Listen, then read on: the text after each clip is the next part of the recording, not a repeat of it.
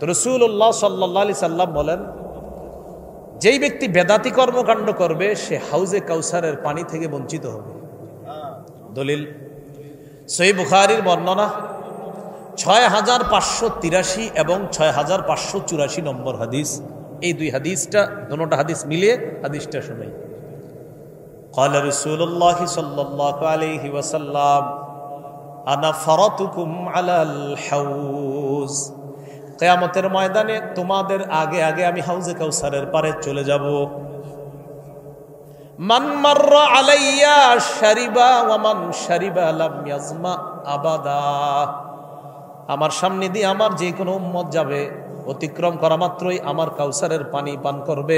আর কাউসারের পানি পান করবে যে জান্নাতে যাওয়ার আগে সে আর পিপাসার্ত হবে না।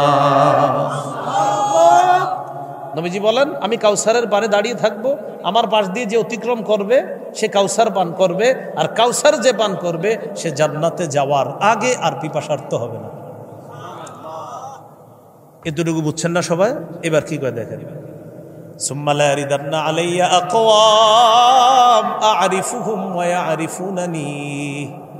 এরপর আমার সামনে একদল মানুষ আসবে যাদেরকে আমি চিনি, তারাও আমাকে চিনবে।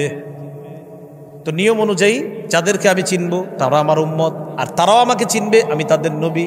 তো নিয়ম অনুযায়ী আমি কাউসার পান করাবো তাদেরকে। সুম্মা ইউহালু বাইনি ওয়া বাইনাহুম। যেই মাত্র আমি তাদেরকে কাউসার পান করাইতে চাইবো, ওই মুহূর্তে আমার আর তাদের মাঝে প্রতিবন্ধকতা সৃষ্টি করা হবে, একটা আড়াল হয়ে যাবে। এটা বুখারীর 6583 নম্বর হাদিসে, বাস এতটুকু শেষ। এবার পরের অংশটা আছে 6584 নম্বর হাদিস। এরপর আল্লাহ নবী বলেন, ফাকুলু ইয়া রাব্বি ইন্নাহুম মিন্নি। আমি বলবো, আল্লাহ এরা তো আমার উম্মত, মাঝখানে পর্দা বললো কেন, আমি কাউসার পান করাবো না? আল্লাহর পক্ষ থেকে জবাব দেওয়া হবে, ইন্নাকা লা তাদরি মা আহদাসু বা'দাক। হাবিব, আপনি জানেন না, দুনিয়া থেকে আপনি বিদায় নিয়ে চলে আসার পর এরা ইসলামের মধ্যে নতুন নতুন কি বেদাত আবিষ্কার করছে, এটা আপনি জানেন না, এই জন্য তাদেরকে আপনি কাউসার পান করাবেন না। যেই নবী একটু আগে কাউসার পান করাইতে চায়, যেই মাত্র এই কথা জানবে এরা হলো বেদাতি, সাথে সাথে আল্লাহ নবী বলবেন, ফাকুলু সুহকান সুহকান লিমান গায়্যারা বাদি। দূর হও, আমি দুনিয়া থেকে বিদায় নেওয়ার পর আমার এই দিন যে পরিবর্তন করে দিয়েছে, ইসলাম যে পরিবর্তন করে দিয়েছে, অর্থাৎ ইসলামের মধ্যে আমি যে দিনটা দুনিয়াতে রেখে আসলাম, এটার মধ্যে ইবাদতের নামে নতুন কিছু যে সৃষ্টি করছে, এই ব্যক্তি আমার সামনে থেকে দূর হও, দূর হও, আমি তোমার চেহারা দেখতে চাই। একটু আগে চাইলেন কাউসার পান করাবে, আবার আল্লাহরে বললেন, আল্লাহ এরা না আমার উম্মত, আমি এদেরকে পান করাবো না। আল্লাহ কয় না, কেন? এরা বেদাতি কর্মকাণ্ড সৃষ্টি করেছে, তাই এদেরকে আপনি কাউসার পান করাবেন না। তখন নবী বলবে, আমার সামনে থেকে দূর হও, দূর হও, আমি তোমাদের চেহারাও দেখতে চাই না। আমি বিদায় নেওয়ার পর যারা ইসলামে নতুন কিছু আবিষ্কার করেছো, আমার সামনে থেকে তোমরা দূর হয়ে যাও। তাহলে বেদাতের 2 নম্বর ভয়াবহতা শিখলাম, কাউসার থেকে বঞ্চিত হবে। আমি আপনাদের সামনে পবিত্র কোরআনের কয়েকটি জায়গা থেকে কয়েকটি আয়াতে কারিমা তেলাওয়াত করেছি, একটি হাদিস আপনাদের সামনে পেশ করেছি। সূরা আলী ইমরানের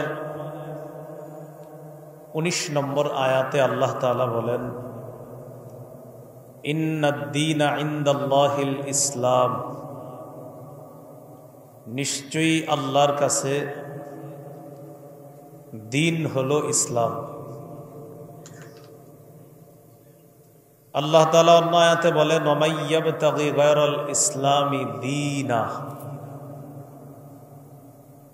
কেউ যদি ইসলাম ছাড়া অন্য কোনো কিছুকে দিন হিসাবে গ্রহণ করে, ফালাই ইউকবালা মিন। ইসলাম ছাড়া অন্য কোনো দিন কিছুতেই গ্রহণ করা হবে না, কবুল করা হবে না। ইসলাম আল্লাহর কাছে মনোনীত। ইসলাম যারা অনুসরণ করে তাদেরকে বলা হয় মুসলিম, মুসলমান, মুসলিমিন। আমাদের নাম মুসলিম রাখছি ইব্রাহিম আলাইহিস সালাম। আল্লাহ তাআলা বলেন, হুয়া সাম্মাকুমুল মুসলিমিন, তিনি তোমাদের নাম রাখছে মুসলমান। অর্থ হলো আত্মসমর্পণকারী জাতি, যারা নিজেদেরকে আল্লাহর কাছে একদম নত করে দেয়, সারান্ডার করে, আত্মসমর্পণ করে, এদেরকে বলা হয় মুসলিম। বহু বচনে মুসলিমিন, মুসলিমুন। তো আল্লাহ তাআলার কাছে মনোনীত ধর্ম একমাত্র ইসলাম। কি বলেন তো? ইসলাম, এটা হলো মনোনীত ধর্ম।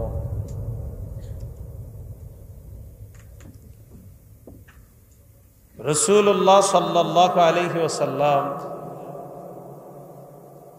হাদিসের মধ্যে বলেছেন, ইসলাম এমন জিনিসকে বলা হয় নিজের বাহ্যিক অঙ্গ প্রত্যঙ্গগুলো যে আছে আমাদের, এই বাহ্যিক অঙ্গ প্রত্যঙ্গ এগুলো দিয়ে ইবাদত বন্দেগী করা, ইসলাম কায়েম করা, নামাজ পড়া, রোজা রাখা, হজ করা, যাকাত দেওয়া ইত্যাদি, এগুলা হলো ইসলাম। ইসলাম এটা পূর্ণাঙ্গ। সূরা মাইদার ৩ নম্বর আয়াতে আল্লাহ তাআলা বলেন, আল-ইয়াউমা আকমালতু লাকুম দীনাকুম, আজ আমি তোমাদের জন্য তোমাদের দ্বীনকে পূর্ণাঙ্গ করে দিলাম। ওয়া আতমামতু আলাইকুম নি'মাতি, তোমাদের উপর আমার নিয়ামতকে আমি পরিপূর্ণ করলাম। ওয়া রাদিতু লাকুমুল ইসলাম দীনা, ইসলামকে দিন হিসাবে তোমাদের জন্য আমি আল্লাহ মনোনীত করলাম। তাহলে এখানে ইসলামের একটা সৌন্দর্যতা ফুটে উঠেছে, সেটা হলো আল্লাহ ইসলামটাকে ধর্ম হিসাবে আমাদের জন্য মনোনীত করেছেন। এটা যারা পালন করবে আল্লাহ তাদের প্রতি খুশি হয়ে যাবে।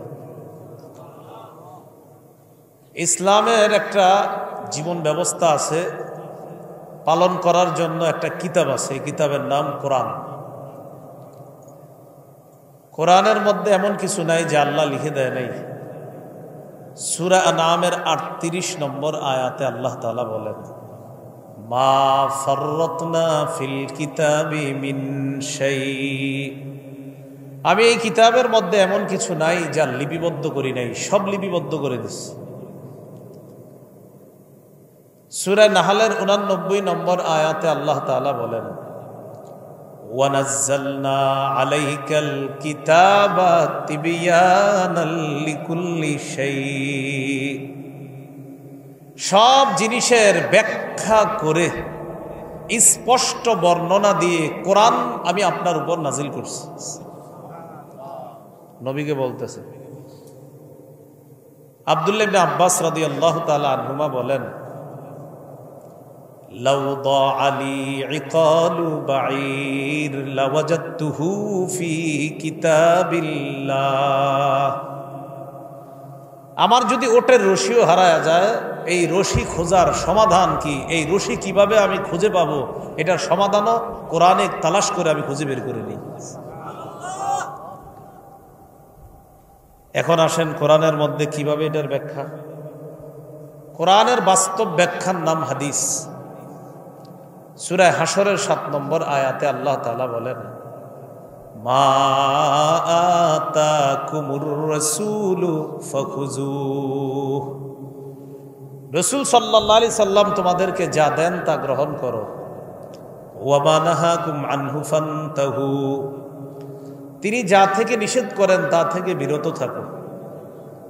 এই আয়াত থেকে বোঝা যায় কোরআনও মানতে হবে, হাদিসও মানতে হবে। নবী যা দেয় তা গ্রহণ করো, যা থেকে নিষেধ করে তা থেকে বিরত থাকো। এখান থেকে বোঝা যায় নবীর কথা মানা, এর মানিও কোরআন মানা। নবীর কথা মানা মানিও কোরআন মানা, কারণ কোরআনে আল্লাহ বলছে নবীর কথাও মানতে হবে। সূরা নিসার ৫৯ নম্বর আয়াতে আল্লাহ বলেন, ইয়া আইয়ুহাল্লাযীনা আমানু আতিউল্লাহ ওয়া আতিউর রাসূল, হে ঈমানদারগণ তোমরা আল্লাহর আনুগত্য করো, রাসূল সাল্লাল্লাহু আলাইহি সাল্লামের আনুগত্য করো। তাহলে নবীর কথা মানা মানিও কোরআন মানা, কারণ কোরআনে আল্লাহ বলছে নবীর আনুগত্য করতে। তাহলে আল্লাহর কথা মানা এটাও জরুরি, নবীর কথা মানাও জরুরি, আর নবীর কথা মানা মানিও আল্লাহর কথা মানা। মানে আল্লাহ বলছে আল্লাহকে মানো, নবীকেও মানো, এটা বলে দিয়েছে আল্লাহ তাআলা। সূরা নিসা আল্লাহ তাআলা বলেন, যে ব্যক্তি আল্লাহর আনুগত্য করবে এবং রাসূল সাল্লাল্লাহু আলাইহি সাল্লামের আনুগত্য করবে, এই ব্যক্তির ব্যাপারে আল্লাহ তাআলা বলেন এই ব্যক্তি সফল হবে, যেটা সূরা নূরের মধ্যে স্পষ্ট বলছে 51-52 নম্বর আয়াতে, ইন্নামা কানা কাউলাল মুমিনিনা ইযা দুউ ইলাল্লাহ ওয়া রাসূলিহি লিয়াহকুমা বাইনাহুম আন ইয়াকুলু সামি'না ওয়া আতা'না। ইমানদারদেরকে যখন আল্লাহর দিকে আর রসুলের দিকে আহ্বান করা হয়, আসো কোরআন দিয়ে তোমারে বুঝাবো, আসো নবীর হাদিস দিয়ে তোমাকে বুঝাবো, তোমাদের মাঝে মীমাংসা করব, তখন ইমানদাররা জবাব দেয় শুনলাম মেনে নিলাম। ইমানদারদেরকে যখন বলা হয় আসো কোরআন দিয়ে তোমাদের মাঝে ফায়সালা করব, হাদিস দিয়ে তোমাদের মাঝে ফায়সালা করব, তখন ইমানদাররা স্বতঃস্ফূর্তভাবে সন্তুষ্ট চিত্তে তারা বলে সামি'না ওয়া আতা'না, শুনলাম মানলাম। কি বলে? শুনলাম মানলাম। এই জন্য মনে রাখবেন রাসূল সাল্লাল্লাহু আলাইহি সাল্লামের হাদিস এটা ওহী। বলেন নবীর হাদিস কি? ওহী। এটাকে বলা হয় ওহী গায়রে মাতলু। ওহী দুই প্রকার, প্রথমত একটা মাতলু আর একটা গায়রে মাতলু। একটা ওহী তেলাওয়াত করা হয় সেটা হলো কোরআন, আর একটা ওহী তেলাওয়াত করা হয় না সেটা হলো হাদিস। একটা ওহী এটা তেলাওয়াত করতে হয়, এটা নামাজে পড়তে হয়, এটা আমরা পড়ি। আরেকটা গায়রে মাতলু, এটা হলো হাদিস।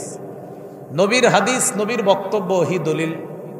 সূরা নজমের ৩-৪ নম্বর আয়াতে আল্লাহ বলেন মা ইয়ানতিকু আনিল হাওয়া ইন হুয়া ইল্লা ওয়াহয়ুন ইউহা।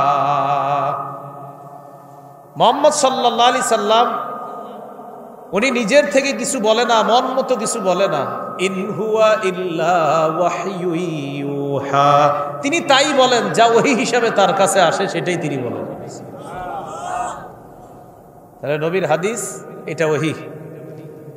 নবীর হাদিস যদি কেউ অস্বীকার করে তার ঈমান থাকবে না, কাফের হয়ে যাবে।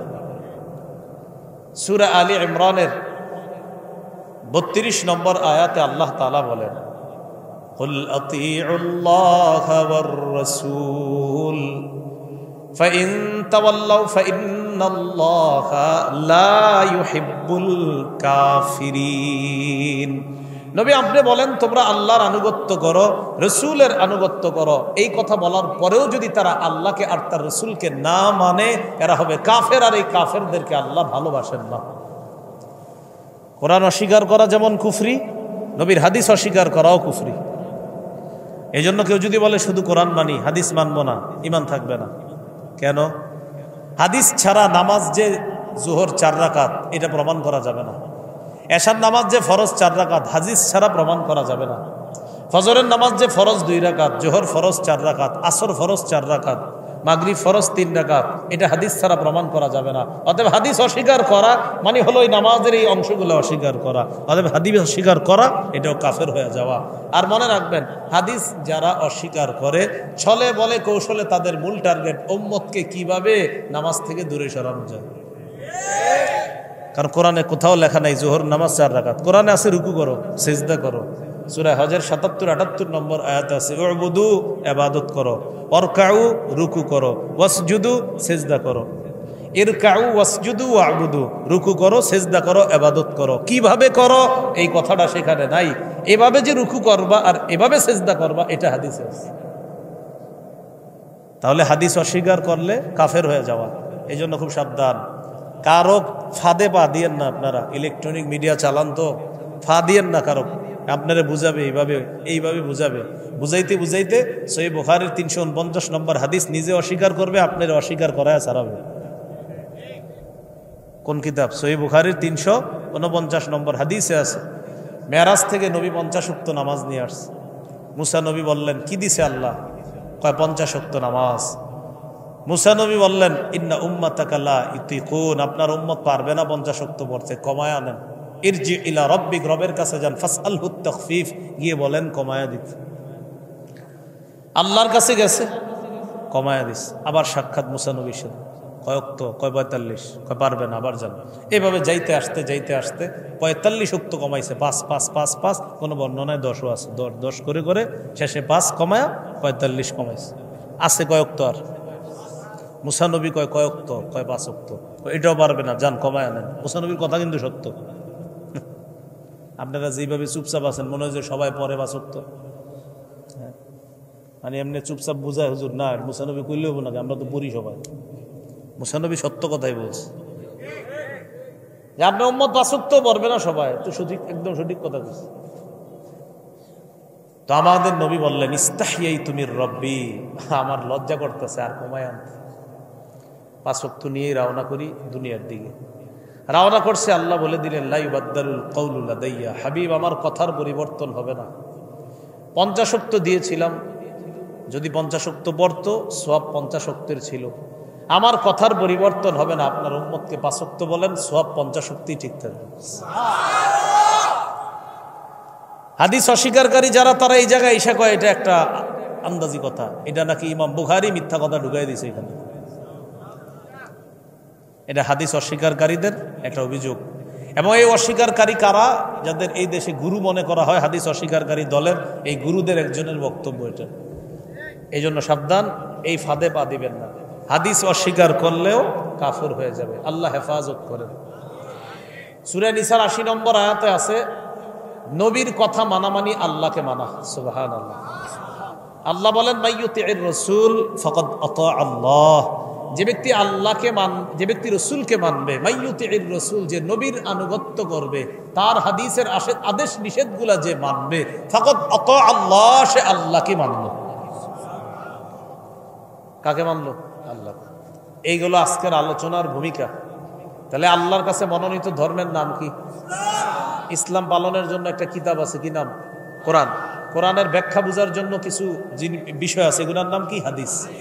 তাহলে মনোনীত ধর্মের নাম ইসলাম। বোঝার জন্য একটা কিতাব আছে, কিতাবটার নাম এই কোরআনের বাস্তব একটা ব্যাখ্যা আছে, ব্যাখ্যার নাম মনে থাকবে তো ইনশাআল্লাহ। আচ্ছা, এখন এই ইসলাম পালন করতে গিয়ে আমরা কিছু বাড়াবাড়ি করি। কি করি বলেন তো? বাড়াবাড়ি করি, আবার কিছু সারাসারি করি। বাড়াবাড়ি এমন করি যেগুলা করতে বলে নাই আল্লাহ তাআলা, এগুলা করি। আর সারাসারি এমন করি যেটা করা দরকার, ভাব নিতে গিয়ে ওটাও করি না। এটা হলো বাড়াবাড়ি, যেটা করতে বলে নাই করি, আর যেটা ছাড়তে বলে নাই এটা ছাড়ি। যেটা করতে বলে নাই সেটা ছাড়ি। তাহলে বাড়াবাড়িও করা যাবে না, ছাড়াছাড়িও করা যাবে না। করতে বলে নাই করি, এটা বাড়াবাড়ি। ছাড়তে বলে নাই ছাড়ি, এটা ছাড়াছাড়ি। একটা হলো বাড়াবাড়ি আর একটা ছাড়াছাড়ি। বাড়াবাড়ি এবং ছাড়াছাড়ি এই দুইটার মাঝামাঝি থাকতে হবে। এটাকে বলা হয় মধ্যমপন্থী জাতি। এই জাতিকে বলা হয় কি? যে জাতি মধ্যম পন্থা অবলম্বন করে, তারা বাড়াবাড়িতেও নাই, ছাড়াছাড়িতেও নাই। এটা হলো মধ্যম পন্থা জাতি। আর এই ব্যাপারে আল্লাহ কোরআনে বলছেন, ওয়াকাযালিকা জাআলনাকুম উম্মাতাও ওয়াসাতা, অনুরূপভাবে আমি তোমাদেরকে বানিয়েছি উম্মাতাও ওয়াসাতা, মধ্যমপন্থী একটি জাতি বানিয়েছি। তাহলে এবার আসেন, ইসলাম মনোনীত ধর্ম পালন করার জন্য একটা কিতাব আছে, কি নাম? এটা বোঝার জন্য একটা ব্যাখ্যা আছে, কি? ইসলাম পালন করতে গিয়ে বাড়াবাড়িও করা যাবে না, ছাড়াছাড়িও। এখন কথা হলো, এই বাড়াবাড়ি আর ছাড়াছাড়ি এগুলা শিখবো কোথায়? ওই কোরআন আর হাদিস থেকে, যে কোনগুলা বাড়াবাড়ি কোনগুলা ছাড়াছাড়ি। বাড়াবাড়ির মধ্যে আমাদের সমাজে কিছু বাড়াবাড়ি আছে, এটার নাম হলো বেদাত। কি নাম বলেন তো? বেদাত। করতে বলে নাই, হে করে, আবেগে করে, চোখের পানি চাইরা সব শেষ করে। আর কয় এরকম আবেগ, কত চোখের পানি আসতেছে, কিন্তু কাজটা বেদাত। তাহলে চোখের পানি যদি ফালাইতে ফালাইতে পুকুর ভরায় ফেলে, কিন্তু কাজ যদি হয় বেদাত, কিয়ামত পর্যন্ত এটা বেদাত, এটা প্রত্যাখ্যাত, এটা পরিত্যাজ্য। বেদাত বেদাত, এটার যতই চোখের পানি আর যাই কিছু দেখানো হোক, বেদাত এটা ইসলাম সমর্থন করে না, আমরাও সমর্থন করি না। যারা বেদাতি কর্মকাণ্ড করবে তাদের এই বেদাতি কর্মকাণ্ডের ব্যাপারে প্রতিবাদ করা এটা আমাদের দায়িত্ব, আগেও ছিল, এখনো আছে, ভবিষ্যতে থাকবে। বেদাতি কর্মকাণ্ডের সাথে খাঁটি মুসলমান কখনো আপোষ করতে পারে না। তাহলে বেদাতি এটা হলো কি? ছাড়াছাড়ি, ইয়া বাড়াবাড়ি। বেদাতি কর্মকাণ্ড এগুলা কি বলেন? করতে বলে না, হে করবো। এইভাবে দুরূদ পড়েন, কয় না আমি একটু অন্যভাবে করব। এইভাবে ইবাদতটা করেন, কয় না আমি একটু অন্যভাবে করব। আপনি অন্যভাবে করতে হইলে তো নবীর আদর্শ লাগবে এখানে, কয় না এখানে মন মতো করলে হবে। এটা মন মতো করলে হবে না। আল্লাহ আমাদেরকে হেফাজত করে। আল্লাহ তাআলা পবিত্র কোরআনে বলেন, ইন্নাল্লাহা লা ইউহিব্বুল মু'তাদিন, সীমালঙ্ঘনকারী যারা তাদেরকে আল্লাহ ভালোবাসেন না। বলেন, সীমালঙ্ঘনকারীদেরকে আল্লাহ কি করেন না? ভালোবাসেন না। আল্লাহ বলেন, তিলকা হুদুদুল্লাহ ফালা তা'তাদুহা। কোরআনের বিধি বিধান দেওয়ার পর আল্লাহ বলেন, এগুলা আল্লাহর সীমারেখা, আল্লাহর এই সীমানা অতিক্রম করবা না। বেদাত কি জিনিস এটা বুঝার আগে প্রথমে একটা হাদিস শুনি, এরপর বেদাতে যাই। আবু দাউদের বর্ণনা 4608 নম্বর হাদিস। এই হাদিসে আছে রাসূল সাল্লাল্লাহু আলাইহি সাল্লাম বলেন, হালাকাল মুতানাত্তিউন, হালাকাল মুতানাত্তিউন, হালাকাল মুতানাত্তিউন। সীমালঙ্ঘনকারীরা ধ্বংস হোক, বাড়াবাড়িকারীরা ধ্বংস হোক, সীমালঙ্ঘনকারীরা ধ্বংস হোক। এটা রাসূল সাল্লাল্লাহু আলাইহি সাল্লামের হাদিস। এবার আসেন সহিহ বুখারীর একটা বর্ণনা শুনি। আম্মাজান আয়েশা সিদ্দিকা রাদিয়াল্লাহু তাআলা আনহার বর্ণনা, বুখারীর 2697 নম্বর হাদিস, 2697। এই হাদিসে আছে, ক্বালা রাসূলুল্লাহ সাল্লাল্লাহু আলাইহি ওয়াসাল্লাম, মান আহদাসা ফি আমরিনা হাযা মা লাইসা ফিহি ফাহুয়া রাদ্দুন। রাসূলুল্লাহ সাল্লাল্লাহু আলাইহি সাল্লাম বলেন, আমাদের এই শরীয়তের মধ্যে ইবাদতের নামে সওয়াবের আশায় কেউ যদি নতুন কিছু আবিষ্কার করে, এটা প্রত্যাখ্যান করা হবে, এটা ছুঁড়ে ফেলে দেওয়া হবে, এটাকে গ্রহণ করা হবে না। বলেন আমার সাথে সবাই বলেন, আমাদের, বলেন আমাদের ইসলামী শরীয়তে কেউ যদি ইবাদতের নামে সওয়াবের আশায় নতুন কিছু আবিষ্কার করে, এটাই বেদাত, এটা পরিত্যাজ্য। এটা কি বলেন তো? তাহলে এই সংজ্ঞাটা সবাই মুখস্থ রাখতে পারবেন না? শরীয়তের মধ্যে ইবাদতের নামে সওয়াবের আশায় কেউ যদি নতুন কিছু আবিষ্কার করে, এটা বেদাত, বেদাত পরিত্যাজ্য। বেদাত কি? পরিত্যাজ্য। এই এলাকারও এমন মানুষ আছে যারা এরকম কাজ করে যে গত 40-50 বছর করতেছে। এই মসজিদের ইমাম বা এলাকার আলেমদের চোখে ধরা পড়ছে কাজটা বেদাতি। আপনাদের কোনো মুরব্বীকে যদি ওই আলেম বলে, কাকা এই কাজটা কিন্তু বেদাত, তখন আপনাকে বলার পর আপনি প্রথমে রাগ না হয়ে বলবেন, হুজুর আমার একটু বুঝাই দেন, আসলে এটা যে বেদাত আপনি যদি বুঝাই দেন আমি এটা করব না। এই মানসিকতা রাখবেন। এটা রাখবেন না যে আমার দাদা তো 50 বছর এটা করছে তাই আমি করি। ভাই আল্লাহর হস্তে এই মানসিকতা রাখেন না। বরং আপনার দাদা যদি বেদাতি কর্মকাণ্ড করে থাকে, আপনার পূর্বপুরুষ 14 গোষ্ঠীও যদি বেদাতি করে থাকে, বেদাত এটা 14 গোষ্ঠী না 28 গোষ্ঠীও যদি করে, বেদাত বেদাত। কয় গোষ্ঠী? বেদাত যেই করে, আমার আব্বা করলো বেদাত, আমার দাদা করলো বেদাত, আমার 14 গোষ্ঠী করলো বেদাত।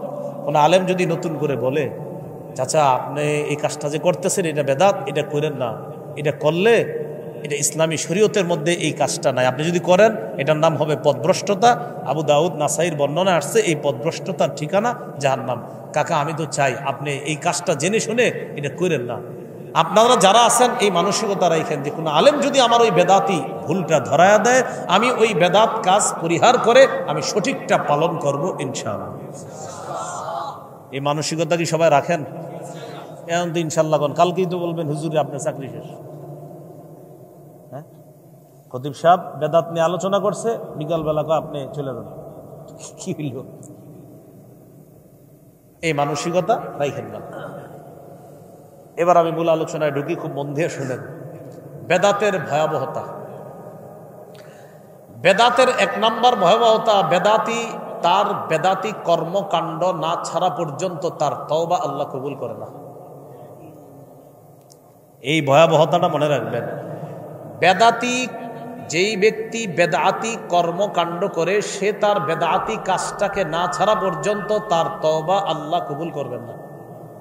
এই মাইক আওয়াজ করে আপনি এই টাইমে যদি বাড়ায় রাখেন মানুষ কইব যে বুঝি না। বেদাতি এটা বুঝতে হবে, যেই জায়গাটা না বুঝবেন বলবেন আবার বলার জন্য। বেদাতি তার বেদাতি কর্মকাণ্ড না ছাড়লে তার তওবা আল্লাহ কবুল করবেন না। এটা এক নম্বর ভয়াবহতা। সহিহুত তারগিব কিতাবের নাম 54 নম্বর হাদিস। এই হাদিসে আছে ক্বালা রাসূলুল্লাহ সাল্লাল্লাহু আলাইহি ওয়াসাল্লাম ইন্নাল্লাহা হাজাবাত তাওবাতা আন কুল্লি সাহিবি বিদআতিন হাত্তা ইয়াদা বিদআতা। রাসূলুল্লাহ সাল্লাল্লাহু আলাইহি ওয়াসাল্লাম বলেন, বেদাতি কর্মকাণ্ড যেই ব্যক্তি করে সেই ব্যক্তি তার বেদাতি কর্মকাণ্ড না ছাড়ার আগ পর্যন্ত তার তওবা আল্লাহ কবুল করেন না। নাউযুবিল্লাহ। বেদাতি কাজ না ছাড়লে তওবা কবুল করে না। এখানে অনেক ছেলে আছেন, এমন যুবক আছেন যে আপনার আব্বা বেদাতি কাজ করে আর আপনি জানেন। এমন হুজুরদেরকেও বলছেন, হুজুর আমার আব্বা তো করে, কি করবো? পারলে আপনার আব্বার পায়ে ধরেন, পায়ে ধরে বলেন আব্বা এটা করেন না। বেদাতি কাজ না ছাড়া পর্যন্ত তার তওবা আল্লাহ কবুল করেন না। এক নাম্বার ভয়াবহতা।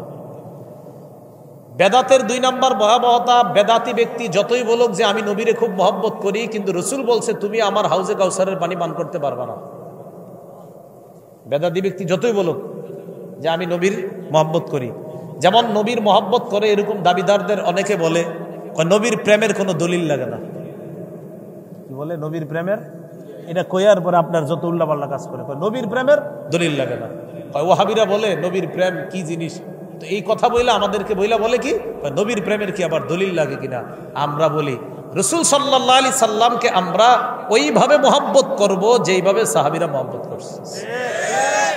যেমন এক সাহাবী নবীর খেদমত করছে, খেদমত করার পর রাসূল সাল্লাল্লাহু আলাইহি সাল্লাম, সম্ভবত এই বয়ানটা আমার শুনছেন, দেখবেন নামাজের ব্যাপারে আমার একটা আলোচনা আছে, এটা হয়তো অনেকে শুনছেন, ওই জায়গায় এই বয়ানটা আছে।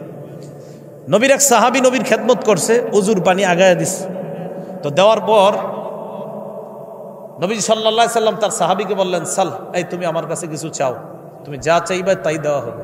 সুবহানাল্লাহ। খেদমত করছে। সাহাবী বুদ্ধি করে কি বলছে দেখেন, ইন্নী আসআলুকা মুরাফাকাতাকা ফিল জান্নাহ। ইয়া রাসূলুল্লাহ, আমি জান্নাতে আপনার আশেপাশে থাকতে চাই, আপনার সাথী হতে চাই জান্নাতে। কি পরিমাণ বুদ্ধি! সহিহ মুসলিমে আসছে বর্ণনাটা। নবীজি অবাক হয়ে বললেন, আগায়রা জালিকা, এছাড়া তুমি অন্য কিছু চাও না? না, এটাই চাই আমি। নবীজি সাল্লাল্লাহু আলাইহি সাল্লাম বললেন, আমার সাথে যদি জান্নাতে আশেপাশে থাকতে চাও, আমার কাছাকাছি থাকতে চাও, তাহলে একটা ইবাদত বাড়ায়া দিবা। আইন্নি, তুমি আমাকে সাহায্য করো। বিকাসরতিস সুজুদ, বেশি বেশি সিজদা করে, মানে বেশি বেশি নামাজ পড়ো আর জান্নাতে আমার তত কাছাকাছি এসে যাবে। সুবহানাল্লাহ। নবী বললেন নামাজ পড়লে নবীর কাছে থাকা যাবে, আর হে কয় নবীরে মহব্বত করতে দলিল লাগে না। এই জন্য দেখবেন অনেকে বলে আমি নামাজ রোজা না করলেও কি হবে, আমার ভিতরে নবীর প্রেম আছে। আর রসুল কয় নামাজ পড়ো, আমার জান্নাতে কাছাকাছি থাকো। কি বলতেছে? নামাজ না পড়লেও প্রেম আছে। আর নবী কয় না না না, নামাজ পড়ে আমার কাছাকাছি আসো। তাহলে বলেন নামাজ ছাড়া নবীর কাছে যাওয়ার দলিল না নামাজ পড়ে কাছে যাওয়ার দলিল? অথচ মানুষ এখন ডায়লগ দিচ্ছে, কয় নামাজ রোজা না করলেও নবীর প্রেম আছে। না, এইভাবে না বলা। আমার বয়ানের একটা মূলনীতি হলো কোনো এমন শব্দ না বলা যে শব্দ আপনার কাউকে আঘাত করে, এরকম না বলা। এইভাবে সুন্দর করে বলা, এটা আমরা এমনভাবে বলবো যেন অন্যরা কথাটা বুঝে আমল করতে পারে।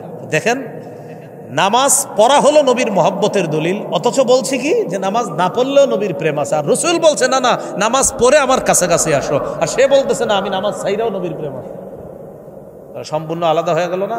তেন আপনারা বুঝে থাকলে বলেন, নবীর কাছাকাছি হওয়া এটা কি নামাজ পড়ে না নামাজ ছেড়ে?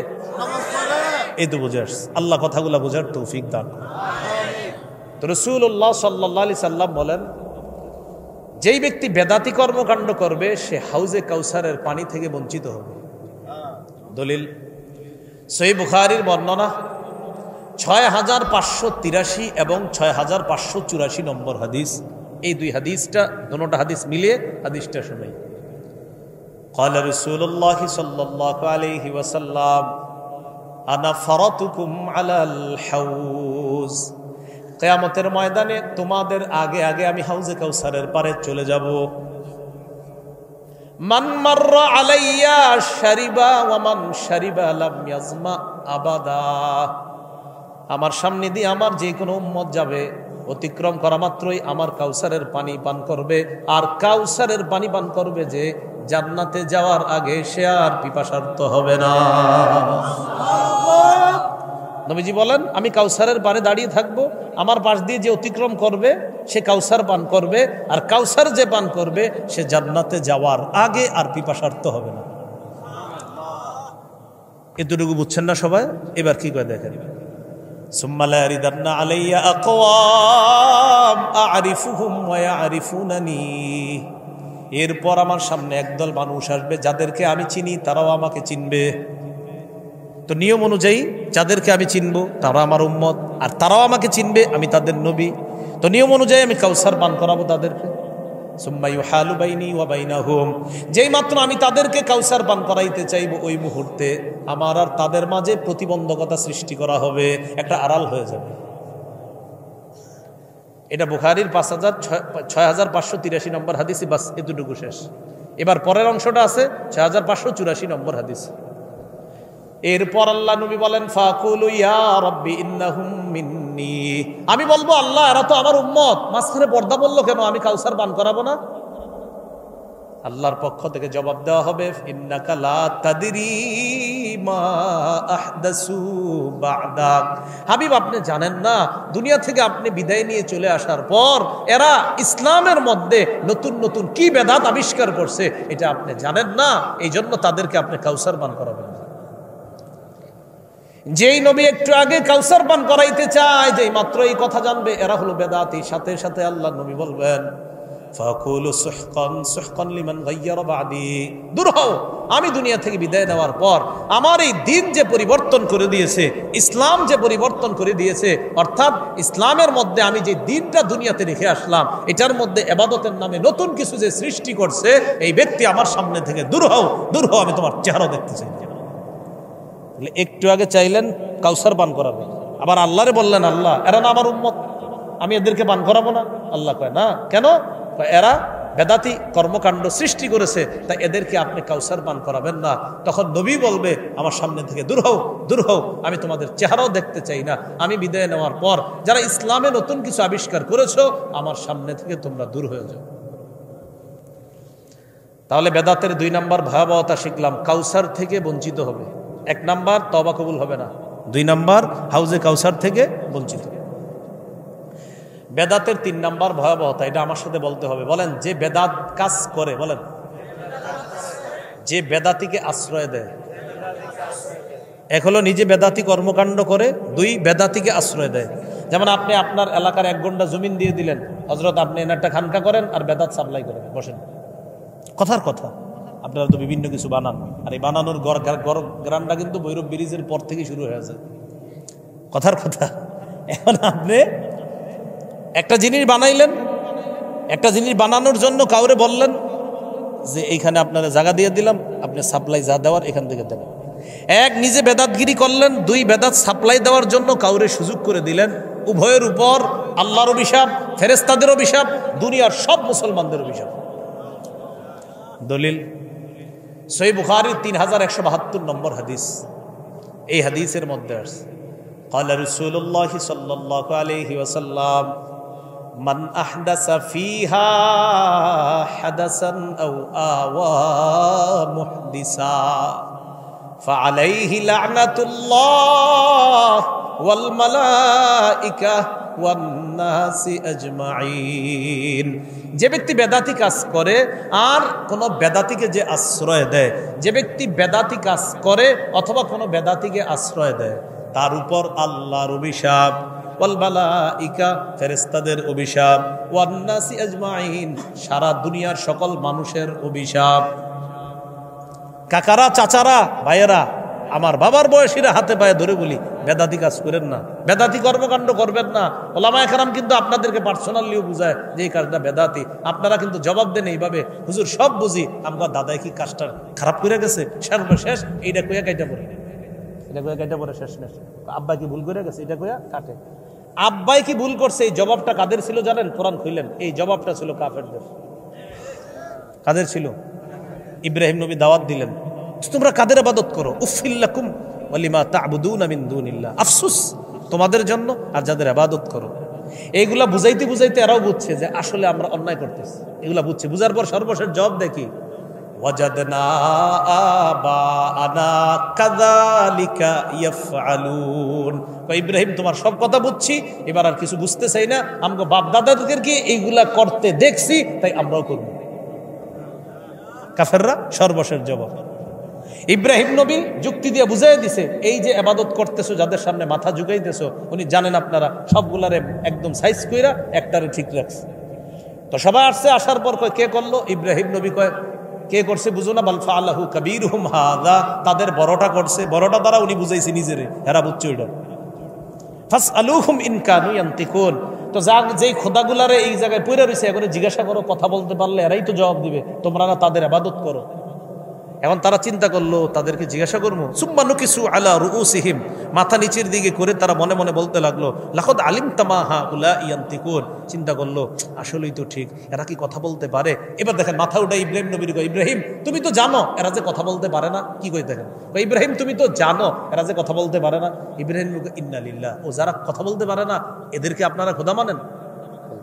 তখন সবার বুঝে এসে গেছে, তাই তো, যারা কথা বলতে পারে না এদেরকে আবার খোদা মানি কিভাবে?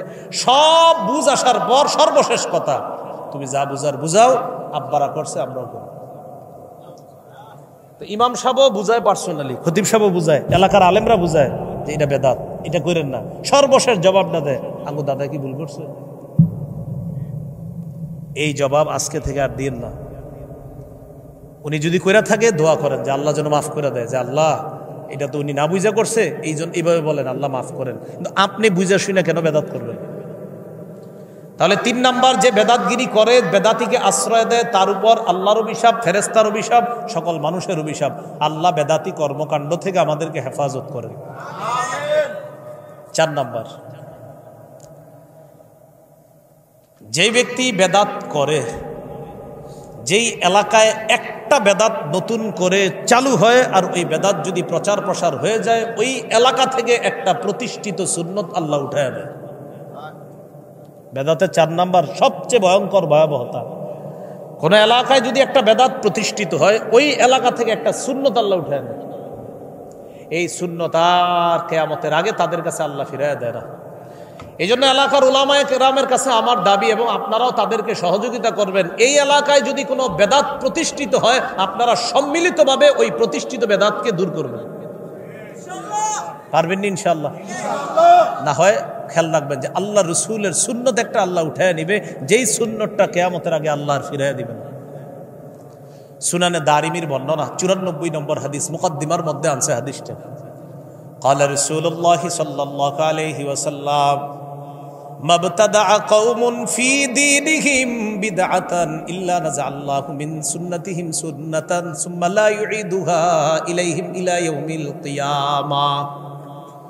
কোন এলাকার মধ্যে যদি কোনো জাতি তাদের ধর্মের মধ্যে একটা বেদাত আবিষ্কার করে, আর ওই বেদাত যদি প্রতিষ্ঠিত হয়ে যায়, ওই এলাকা থেকে একটা সুন্নত আল্লাহ উঠায় নেয়, কিয়ামতের আগে ওই সুন্নত আর আল্লাহ ফিরায় দেয় না।